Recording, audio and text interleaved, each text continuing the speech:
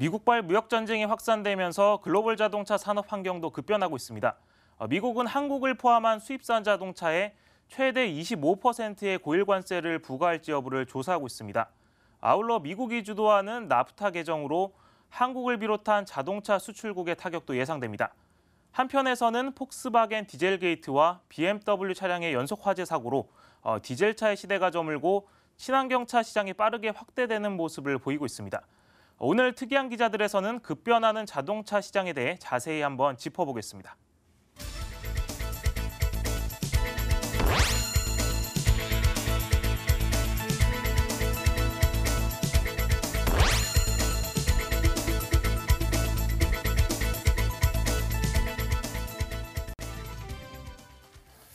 자, 오늘 자동차 이야기 한번 들어보도록 하겠습니다. 미국을 중심으로 자유무역 협정의 개정 협상이 계속 진행이 되고 있죠.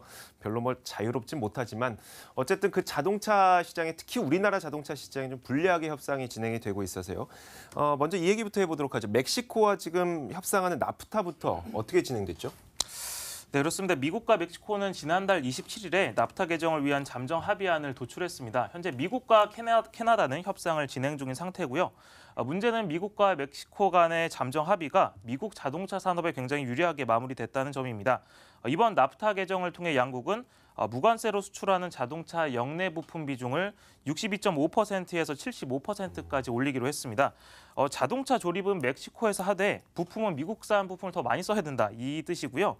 또 최소 시간당 $16를 받는 노동자들이 만든 부품을 40에서 45%로 써야 된다는 내용도 담았습니다. 네. 이번 나프타 개정으로 멕시코에 공장을 가지고 있는 자동차 회사들의 부담도 굉장히 커질 수밖에 없는데 국내 업체 중에서는 기아차가 현재 멕시코에 공장을 보유하고 있습니다. 지난해 한 28만 대 정도를 생산했는데 이 가운데 70%인 21만 대를 미국으로 수출했습니다. 또 이 밖에도 연 240만 대 이상을 수출할 경우에는 국가안보 관세를 매기기로 했는데 현재 멕시코에서 미국으로 수출되는 게 한 180만 대 수준인데 60만 대가량 여유가 있지만 네네. 성장성은 분명히 제한된다고 볼 수 있습니다. 사실 지난주에 한미 FTA 그 개정 협상 결과 문서도 공개가 됐었는데 이 협상 내용에 대해서 많은 분들이 자동차를 내주고 독소 조항은 좀 완화했다 이런 평가를 했었거든요. 마찬가지로 자동차에게는 좀 불리했던 개정 협상이었죠. 네, 일단 이것은 이제 지난주에 정부가 한미 FTA 개정 협상 결과 문서를 공개했는데 이번에 공개된 이제 협정문은 지난 3월에 양국 정부가 발표한 합의 결과를 좀 구체화시킨 것이라고 이해하시면 될 것 같고요. 그래서 이제 지난 합의 내용과 크게 달라진 건 없습니다. 방금 말씀해 주신 것처럼 자동차 분야에서 픽업 트럭의 관세를 20년 정도 연장하는 부분, 그리고 제작사별로 미국 안전 기준을 준수하면 한국 기준도 충족시키는 부분도 2만 5천 대에서 5만 대로 늘리기로 했습니다. 하지만 미국이 강하게 주장한 원산지 기준 상향이나 미국산 부품 비중 확대 등은 반영되지 않았고요. 이 때문에 미국의 그런 기조를 감안했을 때 그래도 비교적 선방했다 이런 평가가 자동차 업계를 중심으로 나오고 있습니다. 하지만 문제는 미국이 무역확장법 232조를 근거로 수입산 자동차의 최대 25%의 고율 관세 여부를 검토하고 있다는 점입니다. 아까 제가 나프타 이야기도 잠깐 말씀드렸는데 네. 그 역내 부품 비중을 굉장히 올렸잖아요. 근데 저희는 35%로 유지가 됐거든요. 그래서 미국이 무역확장법 232조 또는 다른 방법으로 통상 압박을 더 확대할 수 있다. 이런 우려도 나오고 있습니다. 결국은 그러니까 우리가 아무리 유리하게 협상을 한다고 하더라도 그 무역확장법 232조에 의해서 또 우리는 충격을 받을 수도 있단 말이잖아요. 맞습니다. 이건 어떻게 될까요? 일단 지난 5월부터 미국 상무부가 트럼프 대통령의 지시로 조사를 시작했는데 요지는 자동차 수입이 미국의 안보를 위협할 수 있는 만큼 관세를 부과하겠다는 뜻이고요. 아직까지 관세 부과 여부가 언제 결정될지는 나오지 않은 상황인데 일단 무역확장법 232조는 조사 시작 후 종료까지 270일의 시한을 두고 있습니다. 이를 고려하면 조사 결과는 한 내년 2월 말 정도에는 나와야 할 것 같고 다만 11월에 미국에서 중간 선거가 있지 않습니까? 그 부분이 좀 변수가 될 것 같습니다. 방금 말씀해 주신 것처럼 이번 미국의 고율 관세 부과는 우리 자동차 산업에게는 굉장히 중요한 문제입니다. 만약 고율 관세가 확정이 된다면 국내 공장에서 생산된 자동차는 사실상 미국 수출길이 막힌다고 보시면 됩니다. 지난해 기준으로 보면 현대차가 한 미국 수출량이 30만 대, 기아차가 28만 대, 한국 GM과 르노 삼성도 각각 13만 대, 12만 대인데 뭐 적은 데는 30%, 많은 데는 거의 70% 육박하고 있거든요. 그래서 만약에 관세 폭탄이 현실화된다면 뭐 국내 완성차 업체는 물론이고 또 여기에 네네. 연관돼 있는 자동차 부품 업체들도 타격을 피할 수 없을 것으로 보입니다. 수출의 3분의 1 가량이 사라질 위기도 존재한다는 얘기네요. 알겠습니다. 그 자동차 산업을 둘러싼 우리가 대외 환경을 얘기해봤지만 이제 국내에 여러 가지 변수도 있었기 때문에 그 내용을 한번 볼 텐데 BMW 화재 사고가 이번 여름에 꽤 많이 발생을 하면서 디젤 차량의 판매가 감소했죠. 네, 맞습니다. 일단 지난달 국내 수입차 시장 상황을 한번 말씀드리면 BMW 지난달 판매량이 2,400대로 집계됐습니다. 전월과 비교하면 40% 급감한 수치고요. 특히 구형 모델에서 연이은 화재가 발생한 BMW 520D 판매는 107대에 그쳤습니다. 올해 월 평균 한 1,000대 이상 팔렸는데 그것과 비교하면 큰 폭으로 감소한 수치고요. 연이은 화재로 BMW 디젤 차량의 선호가 굉장히 축소된 것을 확인할 수 있습니다. 이 BMW 화재 여파로 다른 수입차 업체들의 디젤 판매량도 감소했는데 지난달 수입차 업체들이 판매한 신차 중 디젤차가 판매하는 비중이 41.6%로 집계가 됐습니다. 지난해 같은 기간과 비교하면 7.2%포인트 줄어든 수치고요. 반면 가솔린차 비중은 상대적으로 증가했습니다. 이 BMW 화재 사고와 더불어서 새로운 배출가스 규제 도입이 디젤차 감소에 영향을 미친 것으로 보입니다.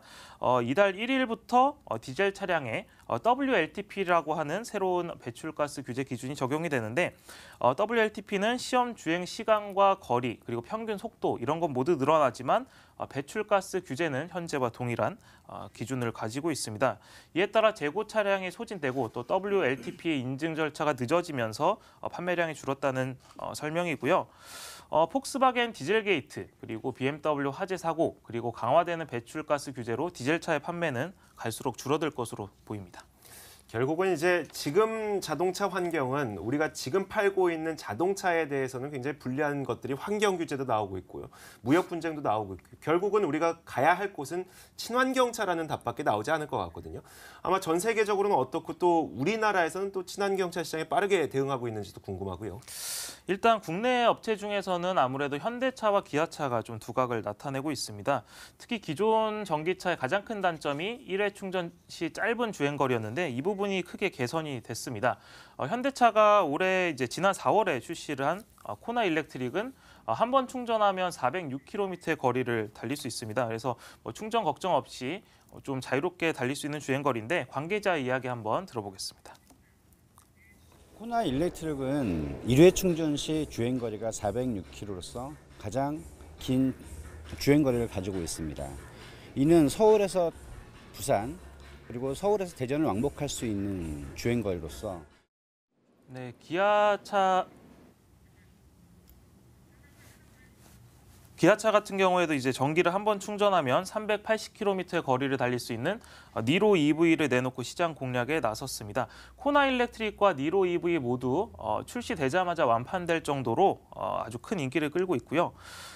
이와 더불어서 커넥티드카, 자율주행차, 이런 것, 공유경제 이런 것들이 미래 자동차의 화두인데 이 미래차 시대를 대비하기 위한 국내 자동차 업체들의 발걸음도 빨라지고 있습니다. 특히 현대차가 굉장히 최근에 여러 ICT 기업들과 협업을 강화하고 있습니다. 특히 정의선 현대차 부회장 주도로 싱가폴 그랩, 인도 레브, 중국 인모터, 호주 카넥스트 도어 등 다양한 분야의 기업들의 전략적 지분 투자를 단행했고요. 또 오늘은 미국의 모빌리티 서비스 전문 업체 미고에 또 투자를 완료했다고 밝혔습니다.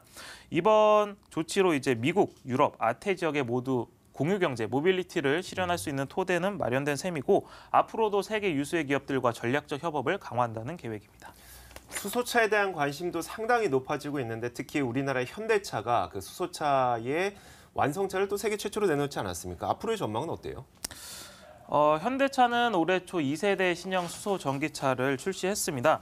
수소를 한 번 충전하면 609km의 거리를 달릴 수 있는데 지금까지 전 세계에서 출시된 수소 전기차 중 가장 긴 주행거리입니다. 충전에 걸리는 시간도 5분에 불과하고 오염물질 대신 물만 배출하기 때문에 궁극의 친환경차로 불리기도 하는데 특히 연료전지 국산화율을 99%를 달성할 정도로 독자 기술력을 확보하기도 했습니다. 또 단순히 차량 출시를 넘어서 최근에는 아우디와 기술 협업을 해서 또 패권을 지기 위한 움직임도 가속화되고 있습니다. 아직까지 도요타를 비롯한 일본 업체에 비해서 판매량은 좀 밀리는 수준이지만 내년부터 이제 보조금이 좀 늘어나기 때문에 생태계 구축에도 탄력을 받을 것으로 전망됩니다. 올해 수소전기차 보조금이 굉장히 적었습니다. 130대 수준이었는데 내년에는 2,000대 수준으로 늘어나고 충전소도 이제 25개를 추가 설치할 수 있는 예산이 확정이 됐습니다.